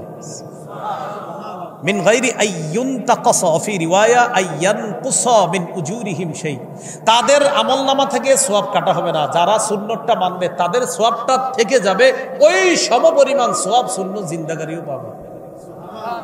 সুন্নত জিন্দাকারী, যে মনে করেন একটা সুন্নত আমি জিন্দা করলাম, আপনি জিন্দা করলেন, আপনার এই সুন্নত জিন্দা করার পর 100 জন মানুষ সুন্নতের উপর আমল করছে, ওই 100 জনের সুন্নতের সওয়াব পাবে, বাকি তাদের সমপরিমাণ সওয়াব আপনার আমলনামাও চলে যাবে। তাহলে দুইটা উপায় বললাম, এক নাম্বার নবীর পূর্ণ আনুগত্য করা, দুই সুন্নতকে জিন্দা করা, বেদাত মিটায় দেওয়া। খুব মন দিয়ে শুনেন, মনোনীত ধর্ম ইসলাম পালনের একটা কিতাব আছে, কোরআনের একটা ব্যাখ্যা আছে, হাদিস বা সুন্নাহ। তো এই হাদিস বা কি বলেন তো? সুন্নাহ। এই হাদিস এবং সুন্নাহ এটা মানতে হবে বাড়াবাড়ি এবং সারাসারি সহ, বাড়াবাড়ি সারাসারি ছাড়া। বাড়াবাড়িও করা যাবে না, ছাড়াছাড়িও করা যাবে না। বলেন তো, আমরা আজকে একটা বাড়াবাড়ির কথা জানছি, এটার নাম কি? বেদাত। বলেন কি জানছি? এটার নাম বেদাত। ইসলামের মধ্যে এবাদতের নামে সওয়াবের আশায় কেউ যদি নতুন কিছু আবিষ্কার করে, এটাকে কি বলে? এই বেদাত পরিত্যাজ্য, এই বেদাত গ্রহণ করা যাবে না। বলেন তো, কেউ যদি বেদাতি কাজ করে অথবা কোনো বেদাতিকে আশ্রয় দেয়, তার উপর জানি 1 নাম্বার কার অভিশাপ? আল্লাহ। 2 নাম্বার ফেরেশতাদের, 3 নাম্বার সব মানুষের অভিশাপ। আচ্ছা, বেদাতি একটা আপনার শ্রেষ্ঠ পানি থেকে বঞ্চিত হবে, এটা কি পানি? তাহলে আরেকটা কথা, রাসূল সাল্লাল্লাহু আলাইহি সাল্লামের প্রেম ভালোবাসা নবীর আনুগত্য সহ না ছাড়া? নামাজ পড়া, এই নামাজ পড়াটা কি নবীর তরিকা অনুযায়ী হবে না নবীর তরিকা ছাড়া? আচ্ছা, নবীর কাছাকাছি পৌঁছে যাবে নামাজ পড়ে না নামাজ ছেড়ে? তাহলে যারা বলে নামাজ না পড়লেও নবীর প্রেম আছে, কথাটা কি সত্য না অসত্য? আল্লাহ আমাদের সকলকে কথাগুলো বুঝার তৌফিক দান করেন। আজকের এই পুরো আলোচনাটা আপনারা মিম্বরের আমানত সংকলন যে আছে আমার, এই সংকলনের দ্বিতীয় খণ্ডে আরো বিস্তারিত পাবেন। এই আজকের আলোচনাটাও দ্বিতীয় খণ্ডটা শিরিক বেদাত কুফর তাওহীদ সম্পর্কে, এই আলোচনাটা দ্বিতীয় খণ্ডে আরো আছে, বিস্তারিত আছে। অনলাইন থেকে আপনারা সংগ্রহ করে নেবেন, অনলাইনে পাওয়া যায়। মিম্বরের আমানত দ্বিতীয় খণ্ডে এই আলোচনাগুলো আছে। প্রথম খণ্ডের আলোচনা হলো সন্তানের 64টি অধিকার, আর তৃতীয় খণ্ডের আলোচনা হালাল হারাম সম্পর্কে, চতুর্থ খণ্ডের আলোচনা হলো আপনার স্বামীর 24টা অধিকার, স্ত্রীর 19টা অধিকার, পঞ্চম খণ্ডের আলোচনা হলো ইসলামের প্রথম ভিত্তি, আর ষষ্ঠ খণ্ডের আলোচনা ইসলামের দ্বিতীয় ভিত্তি নামাজ নিয়ে। এই 6 খণ্ড আপাতত মার্কেটে আছে, বাকি সবগুলা আপাতত আছে কিনা আবার আগামী মাসে হয়তো 18,000 কিতাবের অর্ডার হচ্ছে, তারা দিচ্ছে, তো হয়তো তখনও পেয়ে যাবেন। অনলাইন থেকে পাওয়া সহজ, আপনাদের এলাকায় এসে ওরা পৌঁছায় দেবে, কেমনি জানি বললে পৌঁছায় দেয়, এটার জন্য আলাদা টাকা দিতে হয় ওদেরকে। আচ্ছা, গাড়িতে ওরা নিয়ে এসেছে, কয় খণ্ড ওরা এখানে আনছে আমার জানা নাই, যেই খণ্ড পান, যদি 6 খণ্ড থাকে 6 খণ্ড নিয়ে নেন, কিছু টাকা দিয়ে হলেও নিয়ে নেন, কাজ হবে ইনশাল্লাহ। এবং আপনারা যারা মিম্বরের আমানতটা নেবেন, সবার প্রতি আমার একটা আবদার থাকবে, প্রতিদিন একটু হইলেও করবেন, বলেন ইনশাল্লাহ। সত্যি জানতে পারবেন, অনেক কিছু জানবেন। মানে আমি আমার কোনো বরত্ব প্রকাশ করি, আর এটা তো আমার লেখা না হুজুর, এটা সংকলন, মানে আমনের কথা লিখছি, অমুকের কথা লিখছি, তুই তো আমার লেখা না, তো এনে আমার তো গর্বেরও কিছু নেই। ওই কোরআনের একটা আয়াত লিখছি, তুই এটা আমার গর্বের কি আছে, আল্লাহর কথা লিখছি। একটা হাদিস আনছি নবীর, তুই এটা নবীর কথা আনছি, কিন্তু আমি লেখক না, এটা আল্লাহর কথা, নবীর কথা, এটা আমি লেখকই না, সংকলক। এই জন্য এটা গর্বেরও কিছু নেই। তো এটা নিয়েন, এটা পড়বেন, পইরা নিজেরা কিছু শিখবেন, আমল করার চেষ্টা করবেন। এর মধ্যে বিশেষ করে প্রথম খণ্ডটা 64টা অধিকার পুরো মুখস্থ করে ফেলবেন, স্বামী স্ত্রী 64টা অধিকার সন্তানের একদম মুখস্থ করে ফেলবেন, 5টা মুখস্থ করে ডেলি শোনাইবেন। ওই আলোকে বাচ্চাটাকে ছোটবেলা থেকে বড় করবেন। যারা বিয়ে করেন নাই ওরাও প্রথম খণ্ডটা মন দিয়ে পড়বেন। বিয়ে করার আগে কি করণীয়, প্রথম খণ্ডে লম্বা আলোচনা, আর আজকের আলোচনাগুলা দ্বিতীয় খণ্ডে পাবেন। তৃতীয়, চতুর্থ, পঞ্চম, ষষ্ঠ পর্যন্ত বের হয়েছে, এই সবগুলা যদি ওদের কাছে গাড়িতে থাকে আপনারা নিয়ে নিতে পারেন। আল্লাহ আমাদের সকলকে আজকে যে কথাগুলো শুনলাম বললাম সবাই যেন আমল করতে পারি, আল্লাহ তৌফিক দান করেন।